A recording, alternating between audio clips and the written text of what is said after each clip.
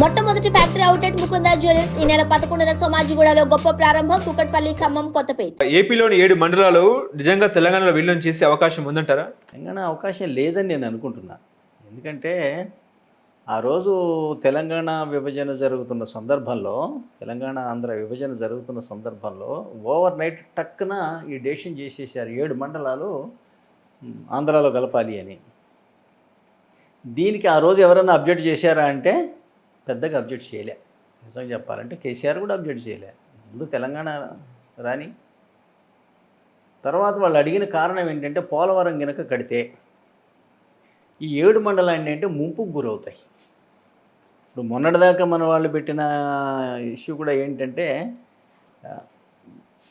Bhadrachalam dump yard పెట్టుకోవడానికి కూడా జాగా లేదు. అక్కడ దాకా ఆంధ్ర ఏరియానే ఉంది. ఇది ఒక వాదన అయితే, రెండవది ఏంటంటే వీళ్ళు కట్టే పోలవరం ఎత్తు 450 అడుగులు కనుక పెడితే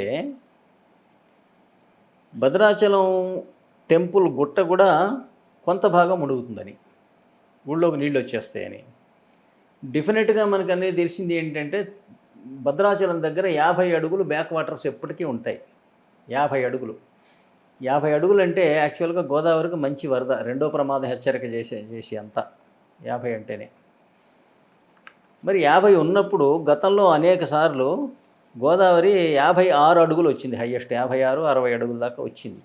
ఈ 50 ఉండగా మళ్ళీ ఇంకొక 5-10 వస్తే ఎట్లా అంటే ఏంటంటే అది చాలా ముంపుకు గురవుతుంది. ముఖ్యంగా వాళ్ళు తీసుకున్న మండలాలన్నీ ఏంటంటే దాని కింద పోతాయన్న అభిప్రాయంతోనే తీసుకున్నారు. ఒకవేళ పోకుండా మిగిలిపోయినాయి అనుకోండి, మిగిలిపోతే తప్పనిసరిగా మునిగిపోయినవి మీరు అడగటం ఎందుకు, వాళ్ళు ఇయటం ఎందుకు, ఓకే, ప్రయోజనం లేదు. మునగకుండా కనుక మిగిలిపోతే ప్రాక్టికల్గా ఎప్పుడు తెలుస్తుంది, పోలవరం పూర్తయ్యాక తెలుస్తుంది.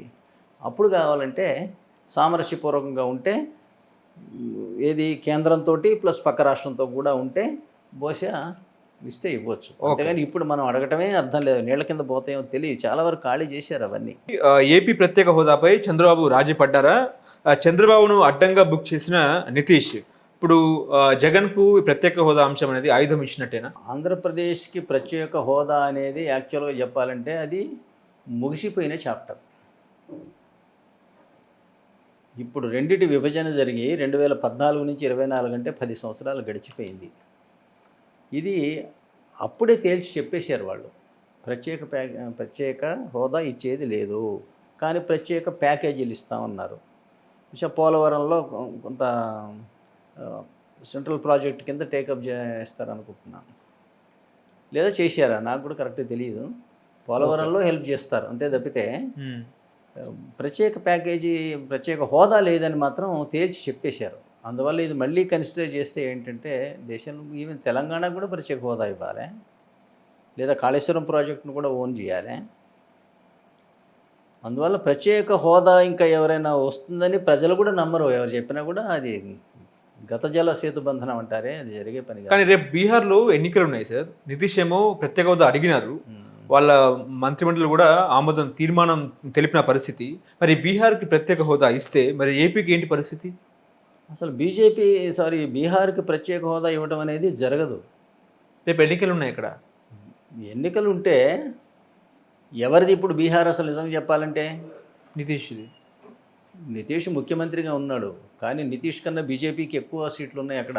ఓకే, ఈవెన్ అసెంబ్లీలో కూడా ఏది గత దీంట్లో నితీష్ కన్నా కూడా ఎక్కువ ఉన్నాయి. అయినా కూడా ఏంటంటే అంతకు ముందున్న అగ్రిమెంట్ ప్రకారంగా ఆయన్నే ముఖ్యమంత్రిగా చేశారు. కానీ మరి ఆయన మధ్యలో ఎందుకో బీజేపీని వదులుకొని లోకల్ ఎస్పీని పట్టుకొని, సమాజ్వాదీ పార్టీని పట్టుకొని మళ్ళీ ముఖ్యమంత్రిగా కొనసాగాడు. మళ్ళీ అది వదిలిపెట్టి ఇందులోకి వచ్చారు. ఈ నేపథ్యంలో ఏంటంటే అతన్ని నమ్ముతారని కానీ, లేదా అతన్ని ప్రత్యేక హోదా అడుగుతున్నాడు అంటే బీజేపీ మీద ఆయన ఎక్కువ పెట్టిన ఒక బాణం. అందువల్ల ఏంటంటే అటువంటిది ఆయన చేతికిచ్చి ఆయన సక్సెస్ అయినట్టు చూడాలని బీజేపీ అంటుందని నేను అనుకోను. ఎందుకనంటే బీజేపీకి ఒకసారి ఆయన హ్యాండ్ ఇచ్చాడు, మళ్ళీ ఇప్పుడు వచ్చాడు. ఇప్పుడైనా కూడా బీజేపీ సపోర్ట్ లేకుండా నితీష్ గారు అసెంబ్లీలో అసలు గెలుస్తాడా? గెలిచే ప్రయత్నంలో భాగమే ప్రత్యేక హోదా అడగటం. అది అసంబద్ధమైంది, ప్రజలు నమ్మరు. అందువల్ల ఏంటంటే ఈసారి నితీష్ గారు కొంత దెబ్బతింటాడని నేను అనుకుంటున్నాను.